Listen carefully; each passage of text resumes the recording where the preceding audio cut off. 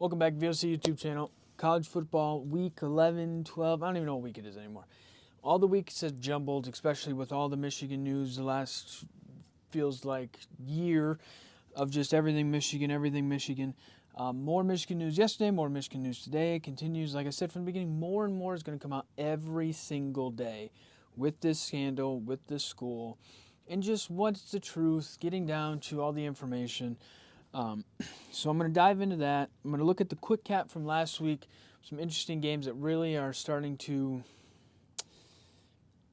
show us who's real and who's not, and then my picks for this week. Let's jump into it. Third down,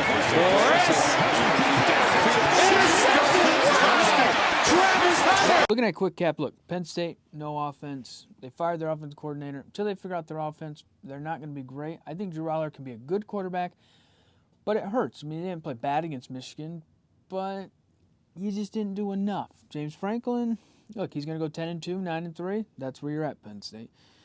Bama, back to form, figuring themselves out. They have a very good defense. Jalen Milroe off. Alabama's Alabama. I think they have a legitimate shot to beat Georgia. Florida State, Washington both survive. When you get down to these weeks, it's all about surviving, survive in advance. They both did that. Very interesting to see moving forward, especially Washington with this game, with a game that they have that's very tough this week. Georgia moves to number 1 after they destroy Ole Miss, rightfully so. Georgia's been dominant. They finally get a dominant win over a top 10 team. You move them up to 1. I get it. I understand it. I have no problem with it. Texas is winning the games that in years past they lose, which is interesting as Texas only has one loss to win against Alabama, kind of in the driver's seat in the Big 12. Winning those games that you normally lose, it's very interesting to see, and can they continue it on with 2 games left in the regular season? All right, moving on to Michigan. Look, this is a never-ending story. It's a never-ending saga. When you cheat and you try to deny it, it never looks good for you. Michigan and Jim Harbaugh agreed to fully accept the 3-game suspension yesterday. This was big news. The Big Ten had an investigation. They put down the suspension. 3 games on Jim Harbaugh. They were originally going to fight it, filed a TRO. We're going to go after them. They did us wrong. Due process. You can't screw us like you did. Well, comes to find out, hey, give you 3 games. We get rid of this investigation. We won't punish you as the Big Ten anymore.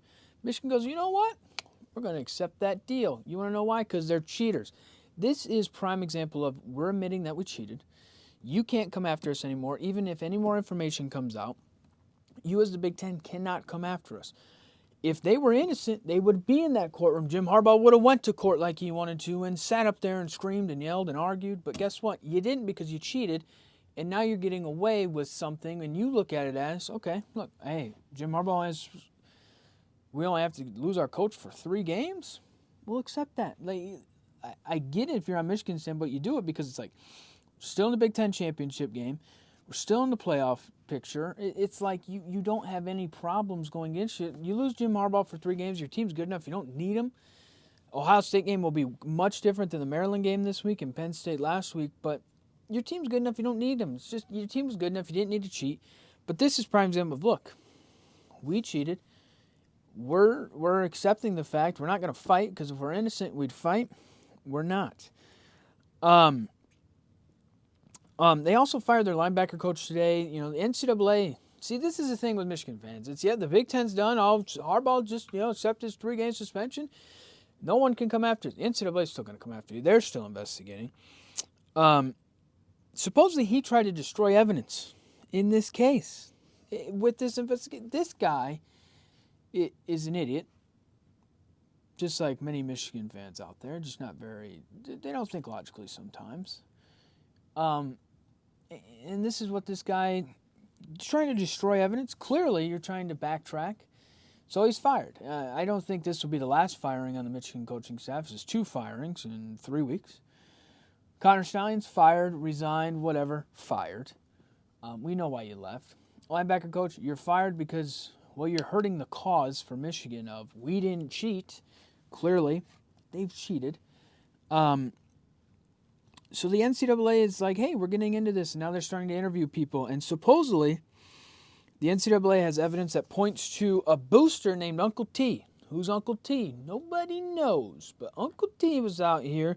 Supposedly, he partially funded the sign-stealing scheme. Uncle T, man. Everybody wishes they had themselves an Uncle T, don't we? You're just like, hey, we'll go out there. If a booster's like, you know what? Screw the NIL. I don't care how much we pay players to come here. No. We're going to cheat. And I'm gonna fund it. We're going to be great. We're going to cheat. And I'm going to fund it. This is crazy. This whole story, I said it from the beginning. It's going to get crazier. It's going to get bigger. It's going to get wackier. More information is going to come out. It's one of the most idiotic things. If you're a Michigan fan, you have to feel embarrassed, insane that like you're fighting for the innocence of Michigan. We did nothing wrong, and due process, and give us our day in court. And then it's like, whoa, before we go to court, no. Actually, what we're going to do is we're going to accept the 3 games.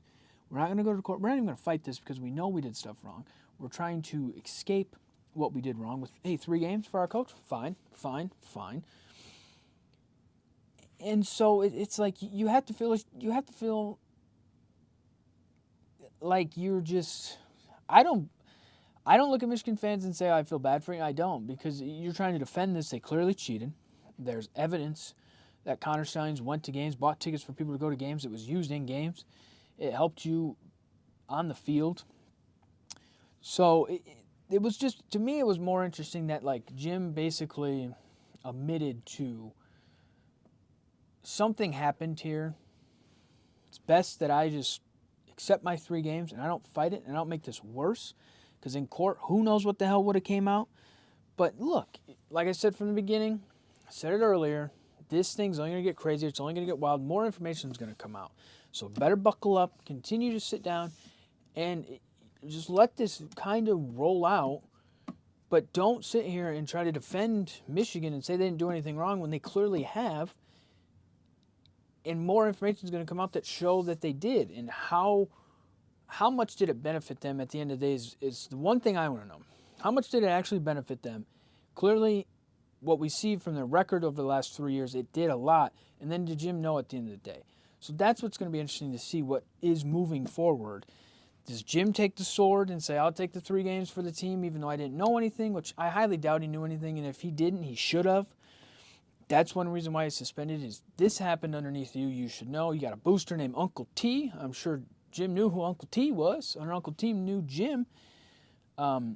So it's very interesting. But, to summarize a little bit, look, Harbaugh basically admitted cheating happened here. So did Michigan. They basically admitted, hey, cheating happened here. We'll accept the suspension. Jim has been suspended for 6 out of the 12 regular season games. Get that through your mind. This isn't the first time he's been suspended this year. 6 out of the 12 games. And more is yet to come because the NCAA hasn't stopped. The Cheeseburger investigation hasn't said, this is wacky, this is wild, it's only going to get crazier. And,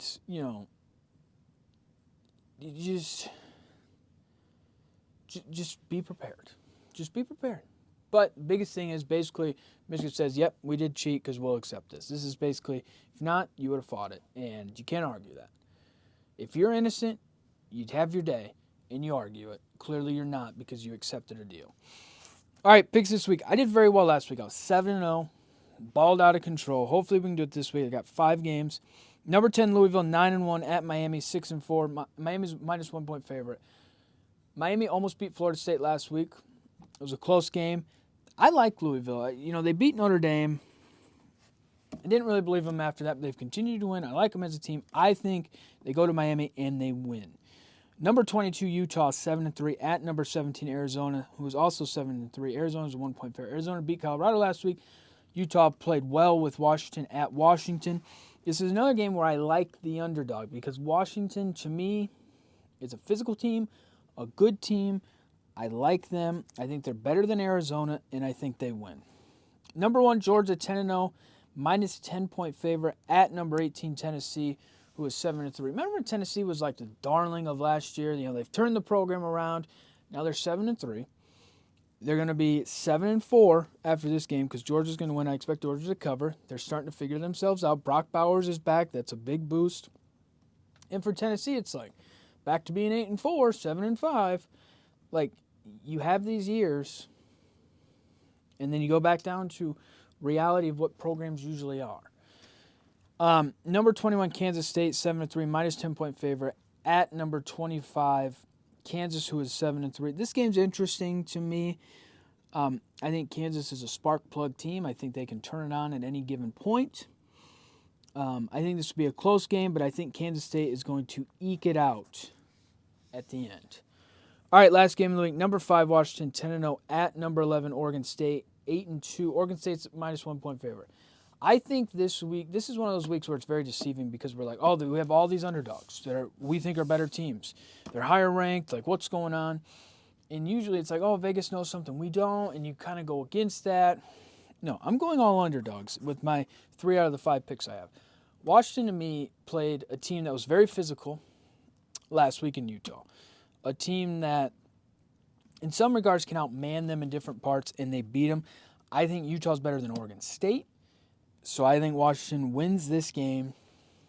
Not going away, but I think they win it in another close one. They probably win by maybe 10, 14 points. They pull away at the end like they did against Utah.